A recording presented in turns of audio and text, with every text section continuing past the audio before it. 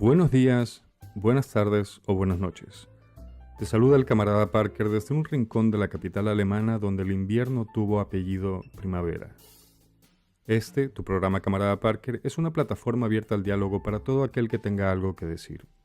Un lugar sin filtros donde solo hay una regla: ser consecuente.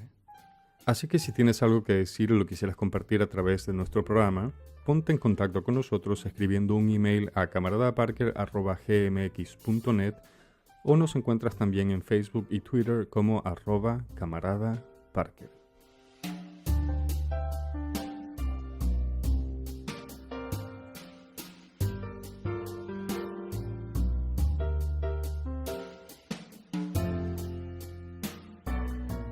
Berlín, mi jardín de infantes para adultos. Ciudad adolescente madurando muy precozmente, pero solo en ciertos sentidos. En otros sigue siendo una criatura, para suerte y deleite nuestro. Por tus calles vuelan peces de dos ruedas, algunos con más, otros con menos prisa. Inspiras tanto a muchos, otros solo se están divirtiendo con sus fantasías. Hablemos entonces sobre la inspiración, y para ello contamos hoy con la presencia de Izaskun Gracia Quintana, licenciada en Filología Vasca, editora y cofundadora de la editorial de poesía Más Médula y actualmente trabaja como diseñadora gráfica y traductora, además de escribir artículos y crítica literaria para diversos medios. Izaskun, bienvenida. Muchas gracias. Siéntate como en casa. Lo hago. Empezamos. Izaskun, llévame a Bilbao 1977. Bueno, pues allí nací yo a finales de año, en finales de noviembre, y bueno, no hay mucho que contar. Viví a caballo entre Bilbao y Mués, que es el pueblo de mi ama. ¿A caballo? Sí, entre un sitio y otro. Ok. Pero no ibas a caballo. No Sí. iba a caballo, no iba a caballo. Okay. Entonces lo que solíamos hacer era, bueno, vivíamos en Bilbao, obviamente, y luego pues vacaciones, fines de semana íbamos al pueblo. Entonces siempre he estado ahí entre los dos sitios. Y pues como bien dices, me estudié filología vasca, diseño gráfico, traducción, he hecho un montón de cosas que, bueno, la verdad es que siempre ha sido un poco improvisado. Es decir, nunca he pensado, voy a estudiar esto, voy a aprender esto, porque luego puedo conseguir esto otro, trabajar de tal. No, para mí siempre ha sido, bueno, me apetece hacer esto, esto me gusta, pues lo hago y ya veremos qué sale de ahí. Uh-huh. Así. ¿Cómo fue tu infancia? Un poco asilvestrada, podría decir, porque como básicamente la pasé en el pueblo, pues entonces ahí es un pueblo muy chiquitín, tiene 100 habitantes. 100 habitantes. Sí, muy poquito. Entonces, claro, ahí pues a los niños nos dejaban sueltos y decían, bueno, con que estés aquí a la hora de comer y a la hora de cenar, haz lo que quieres. Y entonces, como tampoco había móviles ni cosas de estas, pues estábamos todo el día en el monte, como cabras, o sea, silvestrados. Pero muy bien, muy feliz. Eso no tiene precio. Yo también tuve sí. una infancia muy, muy verde, muy campestre, me encantó. Es fabuloso. Yo creo que eso definitivamente impacta en una persona. Sí. Alguien que solo se ha criado en la ciudad u otra persona que tiene un poco más de contacto con la naturaleza, ¿no? Sí, marca mucho. Pero yo lo he empezado a notar ahora, a medida que me he ido haciendo mayor. Porque toda mi juventud, entre comillas, pues claro, a mí me gustaba mucho la ciudad, pues estaba en Bilbao y luego me fui a Madrid y luego me vine aquí, entonces todo lo que te gusta es eso, ¿no? El motrollón, los coches, el tener estos bares que te gustan aquí o lecturas o lo que sea, todo lo que te ofrece una ciudad que realmente es muy estimulante. Y a medida que he ido cumpliendo años me he dado cuenta de que esa parte más pues, de tranquilidad, de quietud, de naturaleza, de tomarte las cosas con calma, o sea, cada vez lo necesito más. Y por eso también o sea, yo llevo 8 años en Berlín y siempre he vivido en el centro, es decir, Friedrichshain, Kreuzberg, Janowitzbrücke, hasta que hace un año me fui al sur, o sea, a Lichterfelde Ost. Bueno, mi casa está a 100 metros de la frontera de Brandenburgo ya. O sea, imagínate dónde estoy. Claro, yo miro por la ventana y solo veo árboles. Maravilloso. Es que Berlín también es tan verde, ¿no? Sí, es es muy verde lo que es la ciudad. En el centro tienes un montón de parques y un montón de sitios donde puedes decir, bueno, me meto aquí, desconecto y respiro un poco. Pero luego alrededor, claro, como me imagino que le ha pasado lo mismo que a Madrid, que ha ido creciendo y creciendo y absorbiendo los pueblos de alrededor, tú tienes zonas de Berlín, como donde yo vivo, que en realidad son como un pueblo y que tienen 4 casas y es fabuloso, a mí me encanta. O sea, porque tienes todo lo bueno de Berlín, el centro está a media hora, pero realmente estás en otro sitio y las señoras mayores te dicen Morgen cuando pasan a tu lado por la calle y todo el mundo te habla y te miran así como, ¿quiénes son los nuevos que han venido? Que eso no te pasa aquí. Sí. Aquí vives en un bloque y es todo anónimo, que no tiene nada de malo tampoco, No. pero es otra cosa. Que nadie viene a pedirte una tacita de café o un par de huevos para el desayuno. Nada, ¿qué va? No. Aquí yo tengo más de 12 años en este edificio y creo que de vista solo puedo reconocer a 2 vecinos. Sí, a mí eso me pasaba antes. Sí. No está mal. No, está bien. A ver, todo tiene sus cosas buenas y sus cosas malas. Correcto. Y en cada momento tú necesitas algo distinto. Entonces a mí ya se me ha pasado, yo creo que la edad del motrollón y fiesta y movimiento y todo gente y todos apretados. Y ahora ya es como, bueno, eso está muy bien, pero cuando a mí me apetece solo. El resto del tiempo, árboles, ardillas, tranquilidad, yo en mi casa y... ¿Qué más? ¿Qué otro tipo de animales silvestres tenemos aquí en la Zorros. ciudad? Zorros, conejos. Conejos. Y de vez en cuando uno que otro jabalí, ¿no? Sí, yo jabalíes todavía no he visto, pero Ciudad no, pero por las afueritas sí. Bueno, yo antes trabajaba en Wustermark, que está ¿Qué más es? allá. Es una ciudad. Es un pueblecito Okay. de No, es que pensé que era una marca. No. Pero bueno, hay que coger el regional, es decir, está como a hora y media del centro. Y ahí, bueno, pues es el pueblo pequeño y tiene luego un par de empresas perdidas de todo que están allí, como estaba la mía. Y cuando tú salías a la pausa para comer, pues veías muchos animales que aquí no veías. Una compañera mía un día vio no sé si un ciervo o un Los veías reno, sin me dijo. empaquetar. Claro, que decías, os he salido a comer y he visto un reno. O sea, ¿qué es esto? Sí, no, tiene su gracia. Es muy divertido. Definitivamente, sí. Porque además luego lo cuentas y nadie te cree. Dicen, ¿qué coño vas a ver algo así por ahí? Sí. Cuéntame algo. O bueno, antes yo te digo algo. Los nombres vascos para mí tienen magia. Algo como el Señor de los Anillos. O sea, no soy tan fan, pero me explico. Sí, algo de entiendo. fantástico, algo de mágico. ¿Qué quiere decir Izaskun? Izaskun es una virgen, es la Virgen de la Retama. Porque se cuenta que... ¿Qué es la retama? La retama es una planta. Una planta. Se cuenta que crece en los cauces de los ríos secos, que a mí me parece muy poético, pero no sé si es verdad, con lo cual no lo digo al 100% segura. Pero eso es lo que se cuenta. Suele tener flores amarillas o blancas y tiene espinas. No es especialmente bonita, pero bueno, ahí está. ¿Es más bonita que un cactus? Sí. Eso sí. Y se cuenta que en Zarauz encontraron una virgen entre unas retamas. Entonces, la palabra retama en realidad es Isatsa, pero la Virgen de las Retamas es Isatsko Virginia. Entonces, al final de Isatsko, pues pasó a Izaskun. Ah, mira.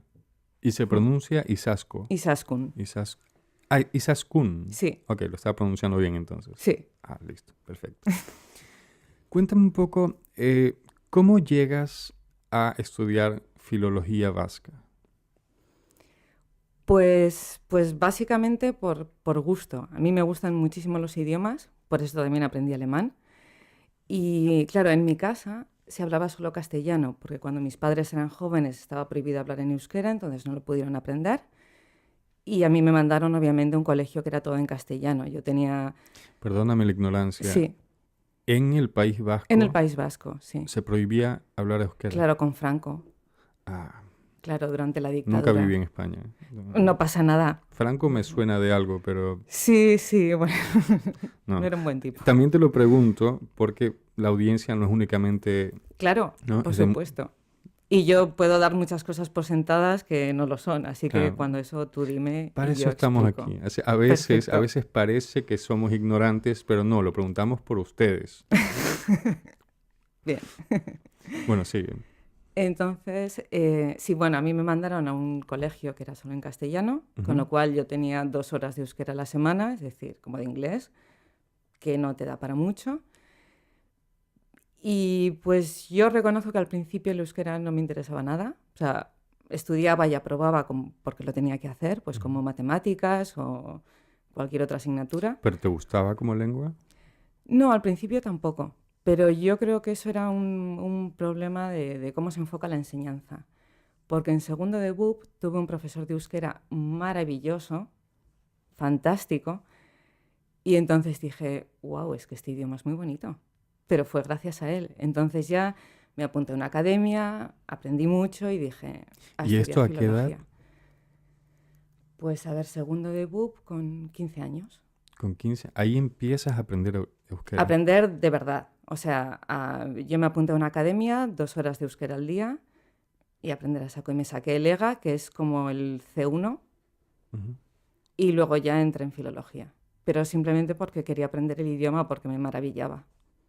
Me Y parece pues perfecto, me aquí parece está. muy bien. A ver, filóloga, señora filóloga, cuéntanos el origen del vasco, porque no tiene. No Es se como que conoce. llegó de otro planeta el vasco. Puede El ser. euskera, perdón, el euskera. Las dos están bien, ¿eh? Puedes decir Ah, euskera o vasco, los dos son correctos. ok. Pues no se sabe. Hay quien dice que en teoría el euskera es el antiguo íbero, pero todavía no se puede demostrar porque no hay una piedra de Rosetta, pero en realidad no se sabe. Es Una decir, piedra de Rosetta. sí, la piedra de Rosetta es una piedra que se encontraron hace unos cuantos siglos, en este momento no puedo decir la fecha, Ujú. en la que había 3 transcripciones, si no recuerdo mal. Una en egipcio, perdón, y las otras dos no recuerdo en qué idiomas eran, qué fatal. Pero bueno, el tema es que gracias a esas 3 transcripciones, como era el mismo texto en 3 idiomas distintos, pues entonces se pudo empezar a estudiar el egipcio antiguo. Ujú. Entonces, claro, como no hay nada equivalente para el euskera, pues no se puede decir si realmente el euskera es el íbero antiguo o es otro idioma completamente diferente. No se sabe. Se han intentado pues encontrar lazos familiares, por así decirlo, con idiomas del Cáucaso y tiene creo que hasta un 2% de equivalencias con el finlandés, pero no hay ninguna equivalencia o ninguna familiaridad tan fuerte como para decir, vale, el euskera está emparentado con este idioma o con este otro, o tiene esta raíz. No se sabe. Es un misterio. Es un misterio. A mí me gustan los misterios. Hombre, es lo mejor que hay. A ver si Cuando me ya lo pongo, sabes todo, ya a ver no, si no me hay pongo a aprender emoción. euskera. Em, Pasemos a tus publicaciones. Ujú, Tengo aquí autora de los poemarios Bacchus 2016. No los tengo en orden cronológico, pero espero ujú. que luego de nombrarlos, si puedes hacer una pequeña descripción de cada uno, Vale. o al menos de los que creas que valen la pena o quieras mencionar. Que creas que valen la pena, me salió fatal eso de ahí. No, Pero está sabes a lo que bien. me refiero, ¿no? Sí, sí, Ok, te entiendo, no pasa nada. ok. Entonces tenemos, vamos uno por uno. Bien, El poemario Bacchus 2016. el poemario Bacchus para mí es muy especial porque ahí junté dos de mis pasiones, poesía y fotografía. Es decir, Ujú. en principio nació solo como poemario, bueno, de hecho nació como un poema súper largo, pero como poema único no se podía hacer nada con él, nadie lo quería publicar, todo el mundo decía esto es impublicable porque ¿quién va a querer leer esto? Te quedas sin aire. Pues bueno, pues le di un par de vueltas y lo conseguí construir como un poemario al uso, por así decirlo.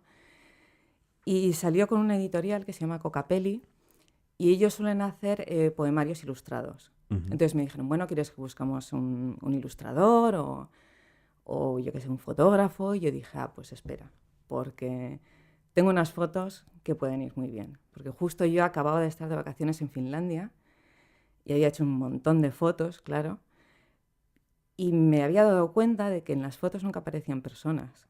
O sea, yo generalmente saco fotos de ¿Fuiste todo. en invierno? No, que va, fuimos en verano.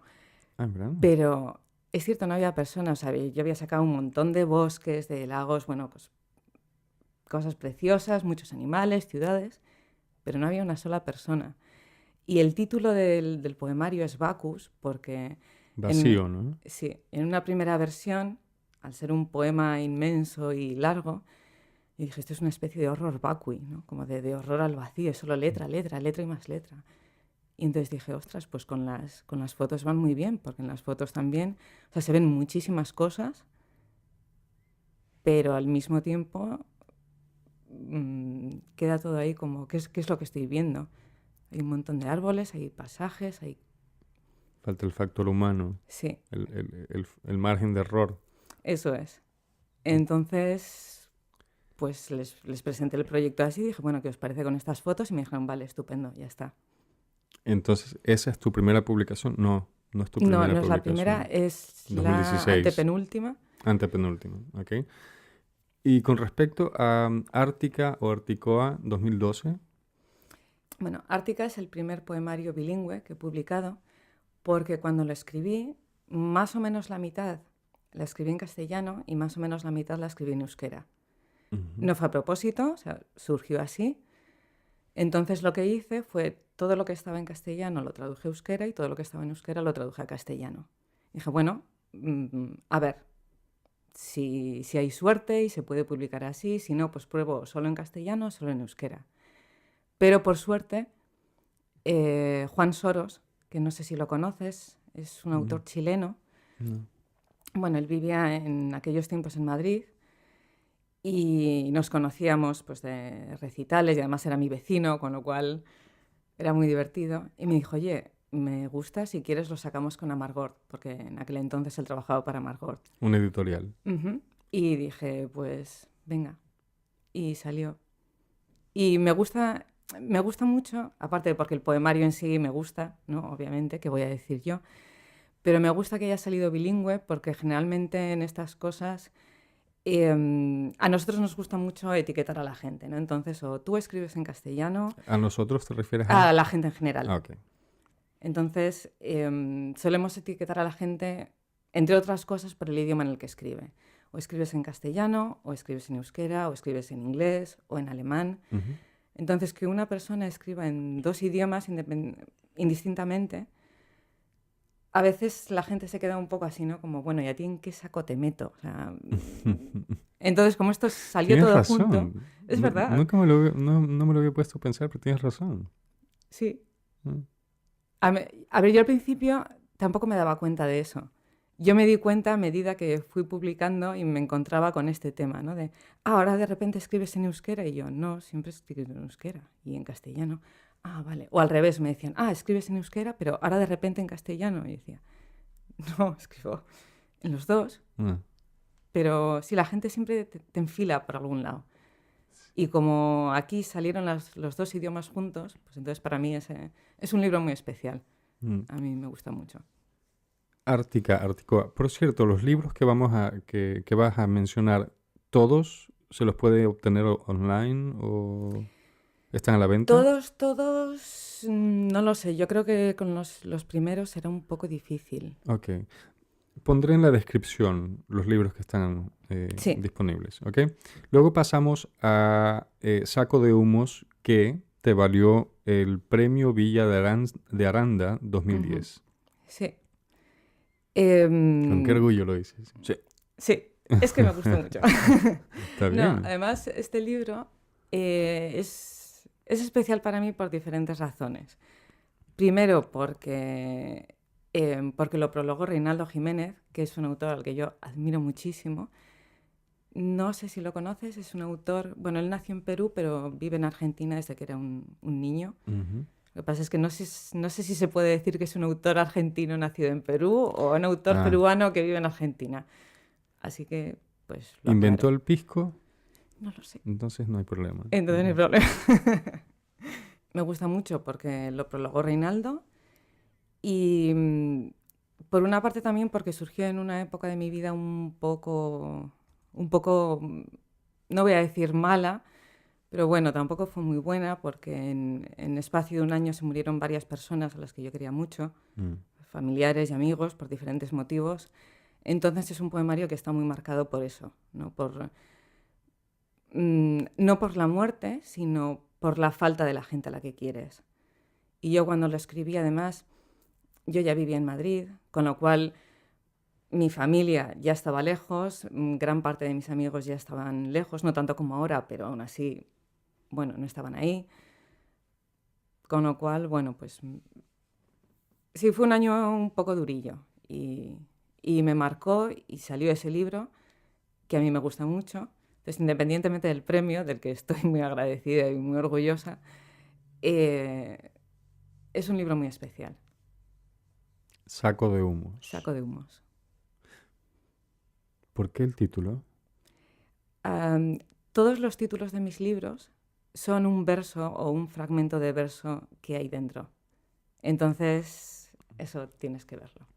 Tienes que encontrar el Pero poema. muy bonito, ¿eh? Saco de humos. Muy bonito. A ver si lo encuentro. A ver. Pasamos a otro premio que te vale esta vez el premio de poesía Ernestina de Champoursine Ujú. 2007 y se llama Eleac eta Beleac. Sí, bien dicho. Mm. Sí, Eleac eta Beleac literalmente significa palabras y cuervos. Palabras y cuerpos. Sí, porque em, hay un dicho, el dicho en castellano, dar que hablar, en euskera se dice eleak eta beleak banatu, que literalmente es repartir palabras y cuervos. Así se dice dar que hablar en euskera. Ok. Entonces es una expresión que utilizo en uno de los poemas y de ahí pues cogí el título también. Ok. Este es el 2007. Es del 2007. Este es, si no me equivoco, el primer libro que escribes. El primero que publico, Que publicas. Ok. sí.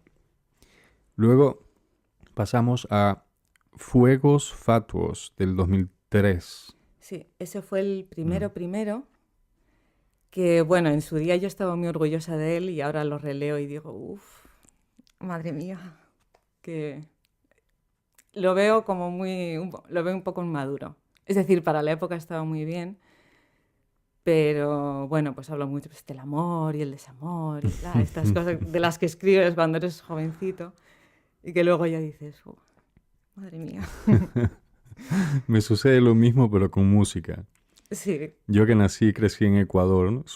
Nací y crecí trovador de guitarra acústica ujú, y era romantiquísimo. Pero ya claro, al punto de que hoy en día escucho lo que componía y digo, sí.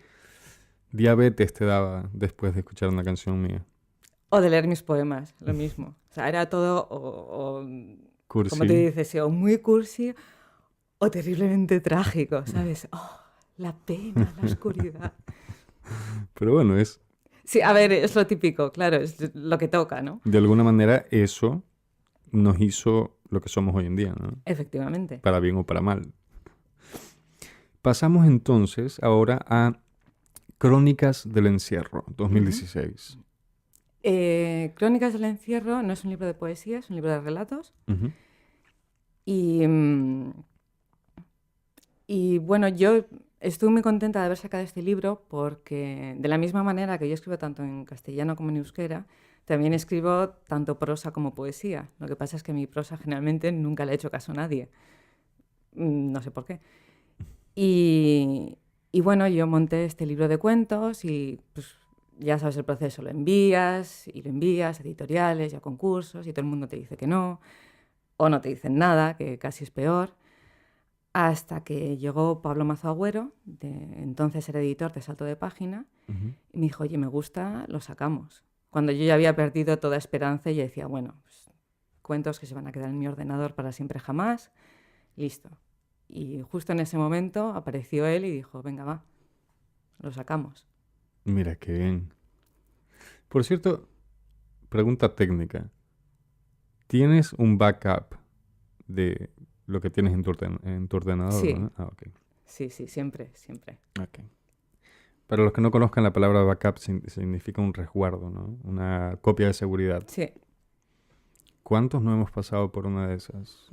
A mí me sucedió con fotografía y música. Murió el ordenador y se me fueron ahí canciones. Pero sabes que nunca me dio pena perder ni canciones ni fotografía. Porque, claro, son momentos que fotografías y no van a volver.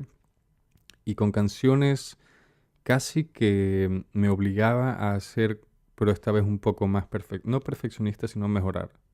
El perfeccionismo es una de las cosas que tuve que aprender a domesticar y no tomármelo tan en serio, y empecé a producir más. Claro, algunos podrían decir, bueno, entonces compones más pero más mediocre. Yo no creo que sea así. Yo creo, a ver, hay un momento en el que tienes que parar de corregir cosas y de pulir y de hacer, porque si no al final es la historia interminable, eso no se acaba nunca. Entonces tienes que saber dónde... O sea, en qué momento la canción o el poema o el cuento está bien como está, y si lo sigues tocando solo lo vas a estropear. Y yo creo que eso lo aprendes con el tiempo. Es decir, al principio, pues sí, claro, sobre todo con tus textos, ¿no? Yo también trabajo como correctora y soy mucho más exigente con mis textos que con los de los demás, generalmente. O sea, incluso, por ejemplo, al traducir, ¿no? Si yo traduzco un texto de otro autor, ya hay un momento en que digo, bueno, esto obviamente no se puede traducir literal, o tengo que traducir de otra manera, no pasa nada, lo hago y en 5 minutos encuentro otra expresión, punto. Cuando tengo que traducir mis textos, a mí me puedo tirar semanas delante de un mismo verso, de una misma frase, diciendo, no, esto lo tengo que decir así, porque lo he escrito así, y tengo que encontrar exactamente la manera en este otro idioma de decirlo, lo cual a veces es imposible, pero... En fin, con lo tuyo yo creo que como que te pica un poco más, ¿no? Que, no voy a decir que te motiva, pero estás ahí. Y está bien también. Está bien, sí, pero hay que saber parar. Sí. Y hay que saber decir, bueno, esto es así, ya está, no lo toco más. Sí. Lo conversaba justamente hace... en el podcast pasado con Angie Pañota, justamente eso de que me contaba de que corregir y corregir, llega un momento en que sabes que tienes que parar de corregir. Bueno, con esto llegamos a la pausa musical. En el segundo segmento seguiremos hablando de las 2 publicaciones más que tienes y hablando del libro, el más actual. Los dejamos con un tema de Sivan and Ram. Disfruten.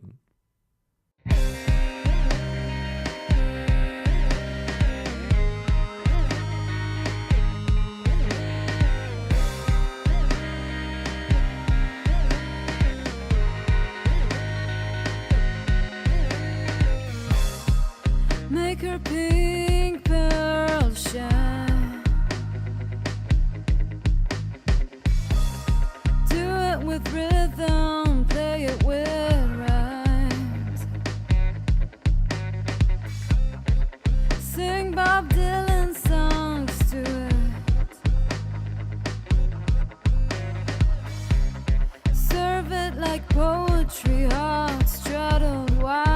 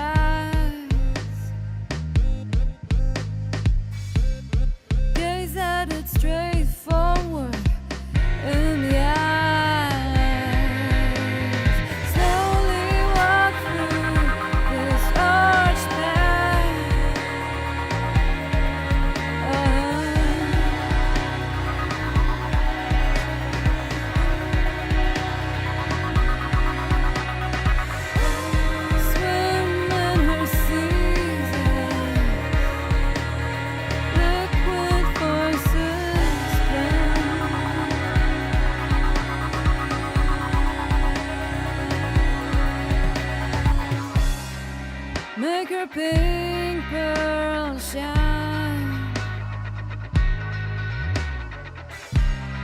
Do it with rhythm, play it with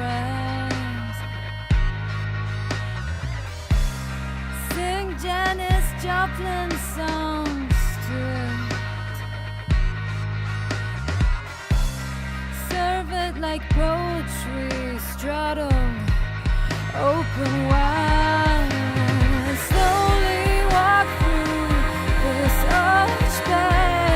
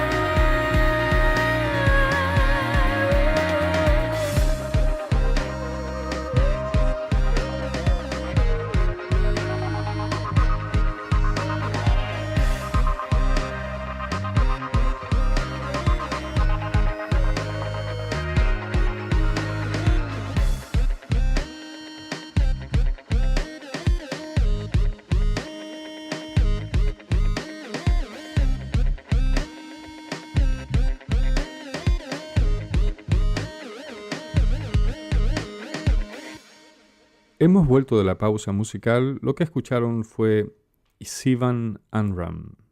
Estamos aquí con Izaskun Gracia Quintana y para el segundo segmento nos quedaban pendientes 2 libros.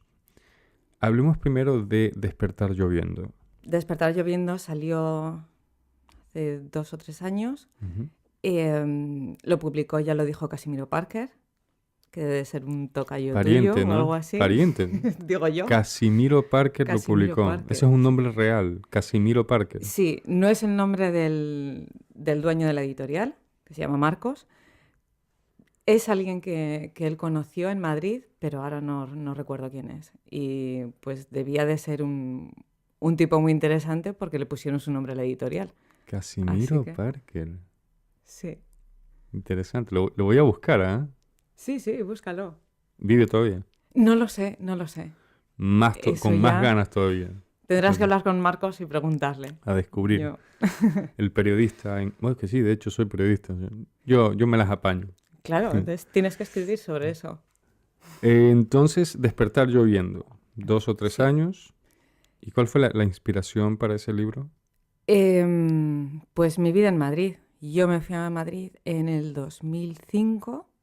Me quedé allí casi 6 años. No llegué a cumplirlos. Y bueno, Madrid, me imagino que habrás estado. Sí. Es una ciudad inmensa. Está llenísima de estímulos, llenísima de gente y la verdad es que está muy bien. A mí me gusta mucho Madrid. No volvería a vivir en ella porque como ya estoy en una fase tranquila de mi vida, ya es como demasiado tráfico, demasiada gente, demasiado ruido. Pero me encanta volver de visita, o sea, me parece una ciudad Es fascinante. preciosa, sí. Claro. Y allí que iba yo todavía, que era joven y tal, y tenía muchas ganas de hacer cosas y de ver y de experimentar. No te acepto esa expresión nuevamente porque yo soy un año mayor que tú. Bueno, no era tan joven como ahora. No, era más joven que ahora, vamos a decir. Era más joven que ahora y tenía muchísima más energía para ciertas cosas. Entonces, claro, para mí Madrid era una cosa fantástica. Lo era todo, era pura vida. Y claro, eso me inspiró mucho a la hora de escribir. Y así nació Despertar lloviendo. Despertar lloviendo. Llegamos al último libro, el libro más actual que has publicado y es Oeuchetán. Para empezar, ¿qué quiere decir Oeuchetán? En camas vacías. En camas vacías. Esto va a estar interesante. Por favor, elabore. Bueno, este es un poemario íntegramente escrito en Berlín.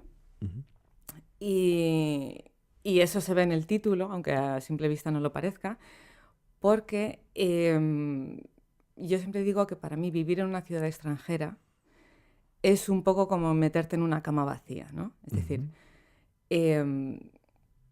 al final la vas a acabar calentando y vas a estar a gusto y te vas a dormir, pero al principio está fría, las sábanas están como tirantes, ¿no? No es muy agradable cuando no tienes a alguien al lado para que te dé calor, por decirlo de alguna manera. Y eso, vas a estar bien y estás bien, pero siempre hay algo que te falta, ¿no? Y estar en el extranjero es un poco lo mismo. Puedes estar muy bien, irte muy bien, tienes amigos o pareja o lo que sea, pero tu familia está en otro sitio, muchos de tus amigos están en otro sitio. Siempre hay algo que te falta. Por muy bien que estés, al 100% no vas a estar nunca. Siempre hay algo que te tira y que te dice, sí, pero. Y de ahí vienen las camas vacías. Oe Uchetan.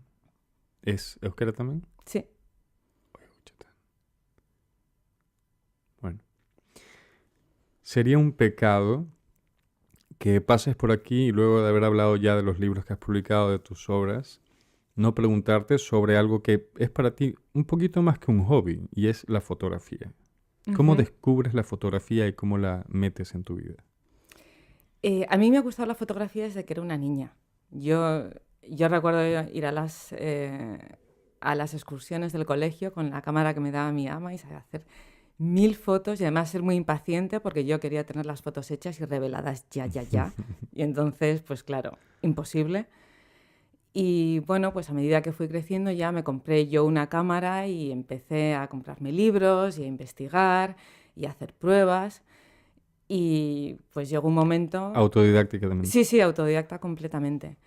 Hasta que, bueno, pues ya cuando tenía 20 años y ya estaba en Madrid, dije, mira, me voy a hacer un curso de fotografía y aprendo de verdad.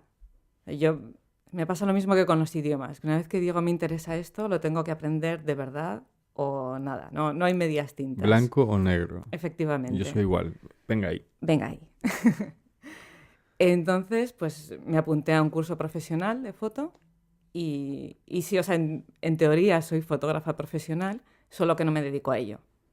O sea, hago muchísimas fotos, pero son para mí. Tengo un Flickr por ahí, pero, o sea, no vivo de la fotografía, ni me presento a concursos, ni... ¿Y no te interesa tampoco? No, la fotografía es algo solo para mí, realmente. Entiendo. Bueno, eso con respecto a la fotografía. Llegamos entonces a la parte final del podcast, en la cual me gusta hurgar un poquito en la mente del entrevistado.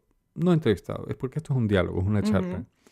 Con respecto a Berlín, ciudad en la que yo ya vivo hace 16 años, tú hace 8 años. 8.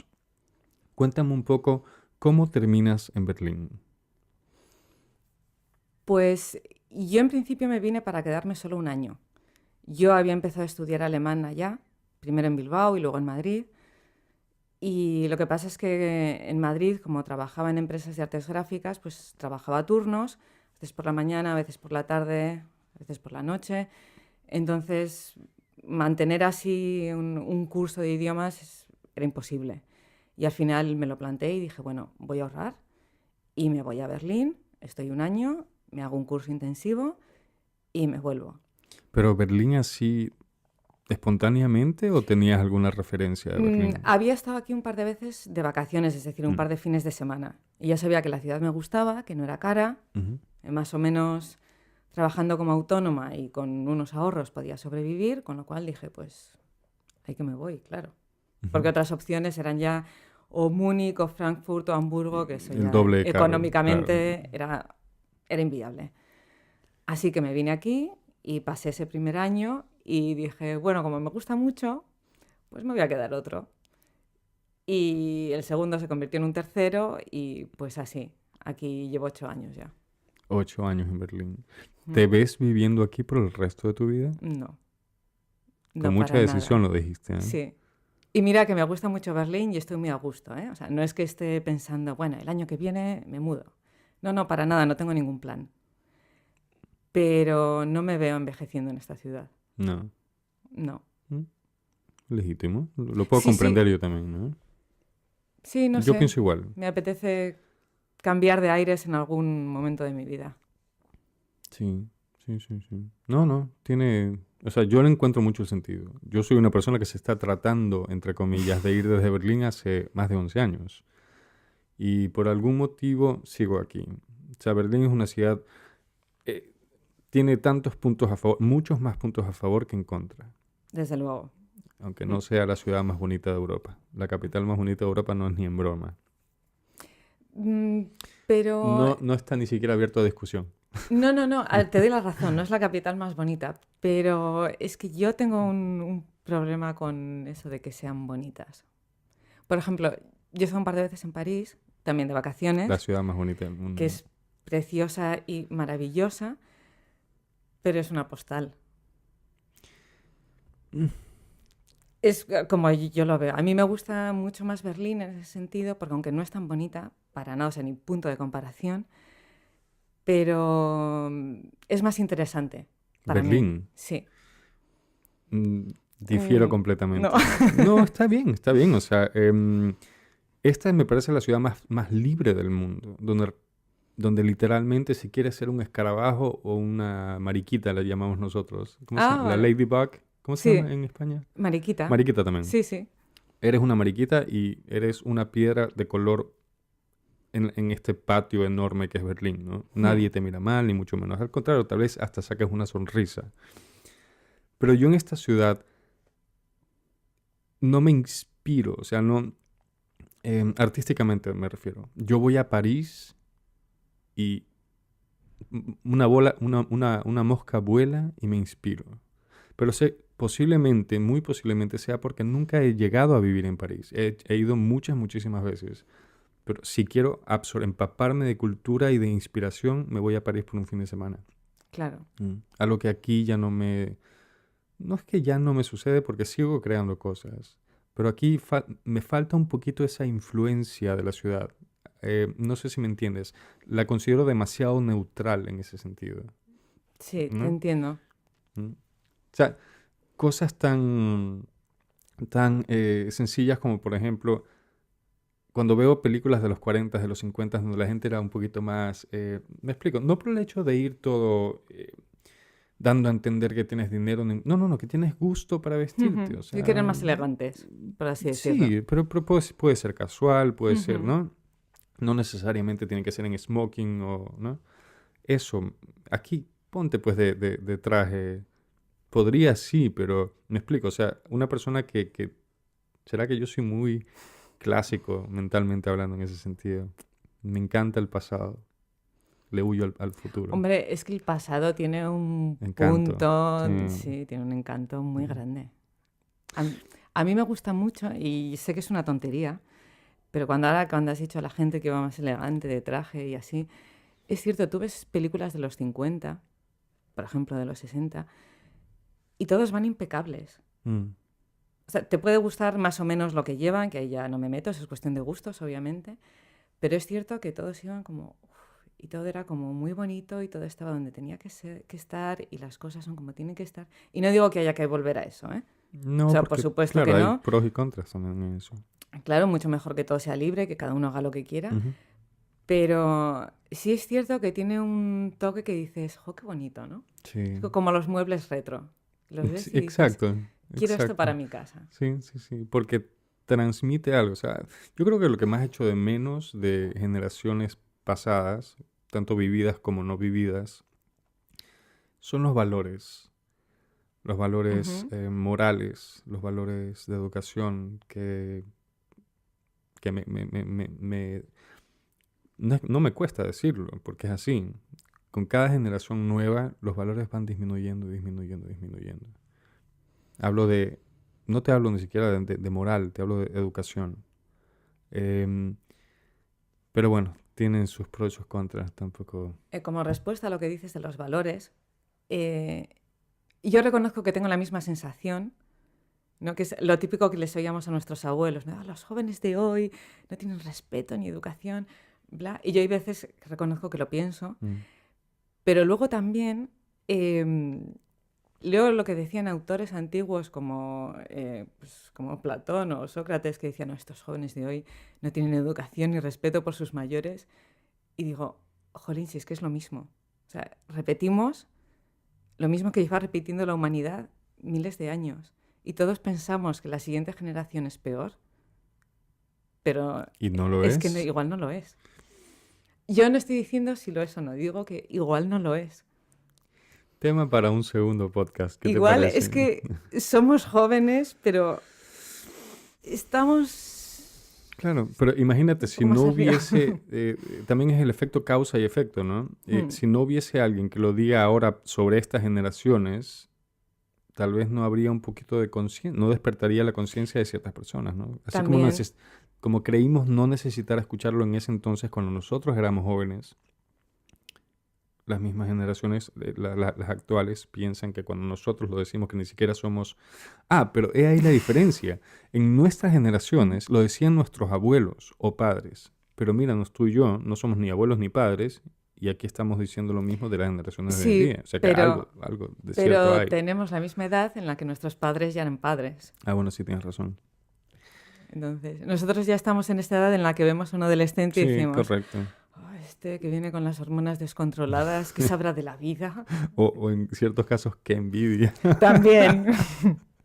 No, bueno, estamos yendo mucho del tema. Sí. Eh, Izaskun, lo que más te gusta de Berlín. Lo que más me gusta de Berlín es que puedes conseguir todo lo que quieras. Es decir, si a ti te gusta la tranquilidad, pues la encuentras. Si te gusta estar de fiesta, puedes estar de fiesta. Si quieres dedicarte a tu arte y para eso vas a ganar poco, tienes que vivir con poco dinero, en Berlín lo puedes hacer. Si por el contrario quieres montar una empresa que te dé millones, también lo puedes hacer. Es que yo creo que lo bueno de Berlín es que, da igual como seas, hay un sitio para ti. Y eso me parece genial. Te Porque... salió muy bonito, ¿eh? Gracias. No, porque además conoces a gente muy, muy diferente, cada uno con unas motivaciones y con unos objetivos distintos, y eso te enriquece muchísimo. Yo creo que Sí. en el momento en el que estás ahí en el meollo no lo notas, ¿no? Porque estás simplemente pues, interesada en que pues, tal cosa te salga bien, o en conseguir este trabajo que te apetece, o acabar este libro. Pero luego echas la vista un poco atrás y dices, wow, he aprendido en un año, o he vivido en un año lo que en otro sitio me habría costado 10 años vivir igual. Y a mí eso me encanta, a mí eso me gusta mucho. ¿En qué podría mejorar Berlín? Pues como imagino que te habrán dicho muchas veces, el precio de los alquileres, o sea, la vivienda tendría que ser mucho más barata, porque se les está yendo mucho la pinza ya, o sea, es escandaloso. Y en la burocracia. Yo no sé si eso ya es tema de Berlín o tema de Alemania, pero yo la burocracia la llevo un poco mal. O sea, porque hacen falta papeles para todo, para cada cosa necesitas 7 papeles de 7 sitios diferentes, los tienes que sellar con sangre de unicornio. O sea, es como, Dios mío, no puede ser Sangre todo de tan unicornio. complicado. No, sí, lo he escuchado varias veces. Sí, o sea, yo ahora ya me lo tomo con más humor, ¿no? Después de 8 años ya digo, bueno, venga, ¿ahora qué? Pero al principio, cada vez que recibía una carta medio oficial en el buzón, me echaba a temblar. Era como, ¿qué me van a pedir ahora? Sí. Y De a ver, hecho- a ver si me piden que pague un impuesto de ni Sí, sé sí, qué que eso cosa también, porque hay que pagar por todo. Pero Sí. yo lo reconozco, tuve un año, mi tercer o cuarto año aquí, que cada vez que recibía una carta importante, entre comillas, no la abría, o sea, la dejaba en la mesa y la abría 1 o 2 días después, porque decía, Yo soy igual. no puedo enfrentarme ahora a esto otra vez, no. Yo soy exactamente igual. La veo así, la miro de reojo y le digo, hoy no. Hoy no, hoy no. Me esperas tú a mí, yo no a ti. No, necesitas mentalizarte y decir, Sí. ahora. 2 temas más. ¿Qué consejo le darías a personas que quisieran venirse a vivir a Berlín? El primero, que no se crean que esto es jauja y que todo ¿Jauja? es... sí, pues que todo va a ser fácil y que Ok. todo te lo van a dar a la mano y hecho y te van a ayudar mogollón. A ver, es cierto que la gente de aquí te ayuda. Yo me he sentido muy arropada y eso que cuando vine no conocía a nadie. La gente te ayuda mucho. pero luego no todo es tan fácil como uno se piensa. Es decir, no vas a conseguir trabajo mañana, no vas a conseguir un piso que te cueste 200 euros al mes, no.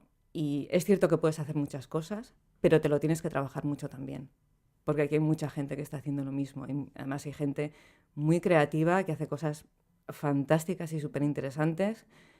Y claro, si quieres hacerte un hueco, pues tienes que trabajar mucho. No es eso que llegas y dices, bueno, soy poeta o fotógrafo o lo que sea, y ya mañana tengo legión de fans y me publican y expongo. No, no. O sea, eso hay que estar Hay pico que y pala. currárselo. Finalmente,